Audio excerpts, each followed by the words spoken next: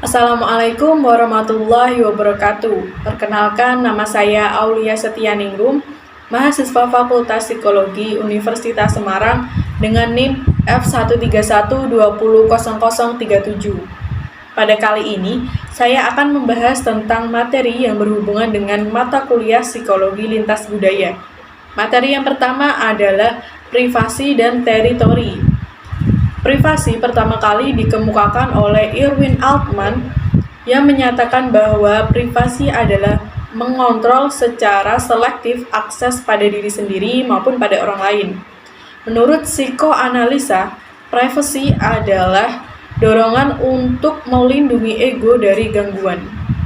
Seorang tokoh psikologi bernama Holohan membagi 6 jenis privasi ke dalam 2 kelompok. Yang pertama adalah tidak ingin diganggu secara fisik dan menarik diri.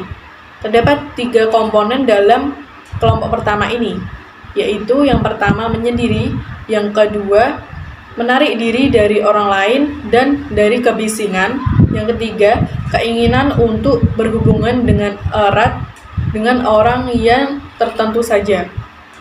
Kemudian kelompok yang kedua yaitu memberikan informasi seperlunya.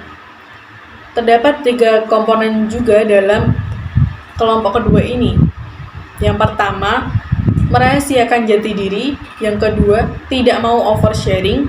Maksudnya adalah tidak mau memberikan informasi yang berlebihan. Yang ketiga, tidak mau terlibat dalam tetangga. Privasi ini jika dikaitkan dengan manusia, maka berarti bahwa privasi adalah keinginan untuk tidak diganggu oleh orang lain. Namun jika dikaitkan dengan hewan, maka privasi ini lebih mengarah pada survival, yaitu mempertahankan kelangsungan hidup. Terdapat beberapa fungsi dari privasi. Yang pertama adalah komunikasi yang efektif. Dengan adanya privasi, maka komunikasi akan membahas hal-hal yang penting saja dan tidak mengarah pada urusan pribadi. Yang kedua adalah menjaga diri agar tidak ada gangguan dan juga ketelanjangan sosial. Maksudnya adalah individu berkomunikasi dengan orang lain dengan tidak adanya rasa malu. Yang ketiga adalah menjaga harga diri. Maksudnya adalah dengan adanya privasi, maka orang-orang tidak tahu rahasia dari individu tersebut, sehingga akan merasa lebih bermartabat. Tingkat privasi yang ada di desa berbeda dengan yang ada di kota. Tingkat privasi yang ada di kota lebih tinggi daripada tingkat privasi yang ada di desa, karena di kota masyarakatnya adalah masyarakat yang individualis atau tidak mau mengurusi urusan orang lain. Hal ini berbeda dengan tingkat privasi yang ada di desa yang tergolong dalam tingkat yang rendah. Karena karakteristik masyarakat yang ada di desa ini adalah masyarakat yang memiliki rasa ingin tahu yang tinggi terhadap orang lain. Contohnya seperti terdapat seorang yang belum bekerja atau belum menikah, maka akan selalu ditanya kapan bekerja atau kapan menikah. Padahal hal tersebut adalah privasi masing-masing orang.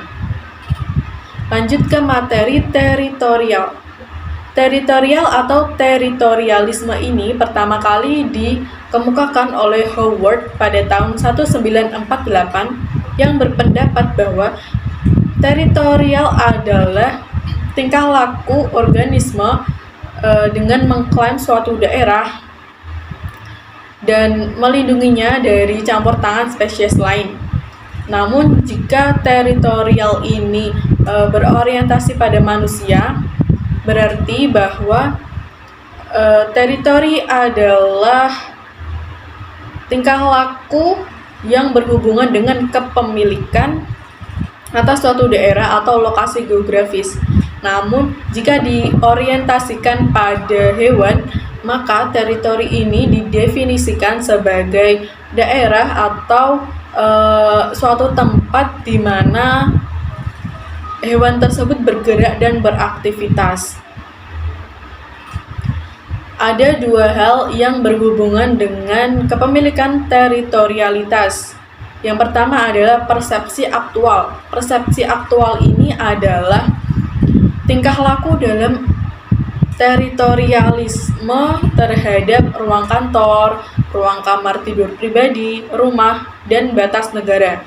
Kemudian ada kehendak menguasai dan mengontrol. Kehendak untuk menguasai dan mengontrol ini adalah tingkah laku dalam teritorialitas terhadap suatu tempat duduk yang ada di kelas ataupun tempat duduk yang ada di taman. Konsep teritorialitas ini juga memberikan sumber konflik. Konflik ini disebabkan oleh beberapa hal. Yang pertama adalah penggusuran pedagang kaki lima, yang kedua penggusuran pemukiman liar, yang ketiga tawuran antar warga, yang keempat yaitu peperangan antar negara. Materi yang kedua yaitu budaya dan kesehatan. Sehat itu artinya adalah suatu keadaan yang lengkap baik secara fisik maupun secara mental. Masyarakat Jawa memandang keadaan sehat adalah seger kewarasan, tentrem ayem, gemah ripah lojinawi, kertora harjo, kondisi hayu hayuning bawono, dan mamayu hayuning bawono, yang memiliki arti bahwa sehat itu adalah keadaan sehat walafiat, damai sejahtera, subur makmur, memiliki kehidupan yang berkecukupan, dan juga kondisi untuk memperindah kehidupan di dunia. Terdapat beberapa prinsip dalam budaya dan kesehatan. Yang pertama yaitu orang yang memiliki status ekonomi sosial yang tinggi akan memiliki tingkat kesehatan yang tinggi pula. Namun, hal ini berbeda dengan orang yang memiliki status ekonomi sosial yang rendah, maka tingkat kesehatannya pun rendah. Yang kedua adalah individu yang memiliki jumlah ikatan sosial yang rendah, maka akan memiliki angka kematian yang tinggi. Berbeda dengan orang yang memiliki ikatan sosial yang tinggi, maka angka kematiannya akan semakin rendah. Yang ketiga adalah orang yang memiliki tingkat individualisme yang tinggi akan lebih beresiko untuk terkena serangan jantung. Berbeda dengan orang yang memiliki individualisme yang rendah akan tidak mudah untuk terkena serangan jantung karena adanya social support ini adalah peran yang sangat penting dalam kehidupan sehari-hari.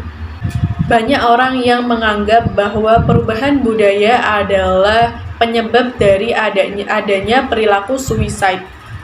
Kemudian dalam budaya dan kesehatan ini terdapat dis dan illness. Kedua hal ini memiliki perbedaan. Jika dis adalah pandangan sakit yang dikemukakan oleh seorang ahli medis yang menyatakan bahwa terdapat gangguan pada bagian tubuh sehingga fungsi dari bagian tubuh tersebut hilang. Sedangkan illness adalah pandangan sakit yang dilihat dari perspektif kebudayaan. Seseorang dikatakan sakit apabila tidak dapat menjalankan peranan sosialnya. Masyarakat beranggapan bahwa hal tersebut disebabkan oleh adanya hantu atau roh jahat, kemudian tukang sihir dan juga leluhur. Dalam kebudayaan dan kesehatan juga terdapat culture bound syndrome. Culture bound syndrome ini adalah penyakit yang hanya dikenal atau yang hanya ada pada budaya tertentu saja, di mana tidak ada perubahan pada organ dan fungsi dari penderitanya. Contoh dari culture bound syndrome ini adalah kesurupan yang ada di Indonesia. Masyarakat Indonesia berpendapat bahwa kesurupan ini disebabkan oleh adanya hantu yang masuk ke dalam tubuh manusia dan menggunakan tubuh tersebut seperti tubuhnya sendiri. Orang yang kesurupan biasanya melakukan hal-hal yang di luar nalar seperti membenturkan kepalanya ke dinding tapi tidak berdarah, kemudian mengambil pisau untuk melukai orang lain, dan juga berbicara hal yang ngelantur. Cara pengobatannya biasanya dengan memanggil ustadz untuk membacakan doa-doa agar hantu yang ada di tubuh manusia tersebut segera keluar. Sekian pembahasan materi yang berhubungan dengan mata kuliah psikologi lintas budaya. Saya ucapkan terima kasih. Wassalamualaikum warahmatullahi wabarakatuh.